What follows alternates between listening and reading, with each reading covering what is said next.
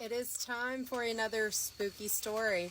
I am Autumn in Appalachia. If you have a spooky story of your own that you would like to share, please feel free to comment or send me a DM.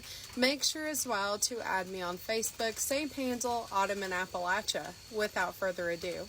And boy, if this is not the perfect setting for tonight's story, we are in the middle of the Appalachian Mountains under a tin roof on my porch with a thunderstorm rolling in, so y'all enjoy that ASMR shit in the background.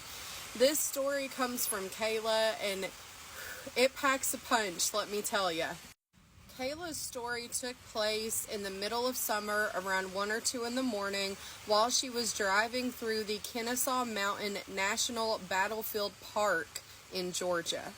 This national park is a historic place. There is a lot of haunted lore around it. We will get into that more toward the end of the video, but just to kind of give you a brief summary, there were some very brutal and fatal battles that took place during the Civil War in this area. She was driving from Marietta, Georgia, which is about 30 minutes away, and she said that she has to pass by the visitor center in the park to get where she's going. Kayla was right at the base of the mountain, and as she is coming up on this visitor center, she's preparing to make a right-hand turn, but she kind of slows her car down because ahead of her, illuminated in the headlights suddenly, is this figure or this person.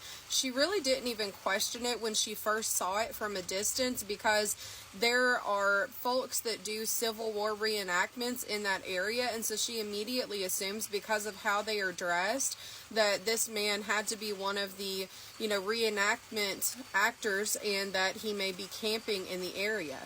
As she approaches this man, she realizes he is dressed like a Confederate soldier. Very vivid, very real, just like you or I. And when she gets right up on him, she slams her brakes on suddenly in the middle of the road. And she said she felt all of the color drain from her face because he turned to look at her and he made direct eye contact with her. And as he is looking her in the eyes, he vanishes into thin air right in front of her face. This obviously petrifies her, and she is just ready to get the hell out of Dodge, and that's exactly what she does.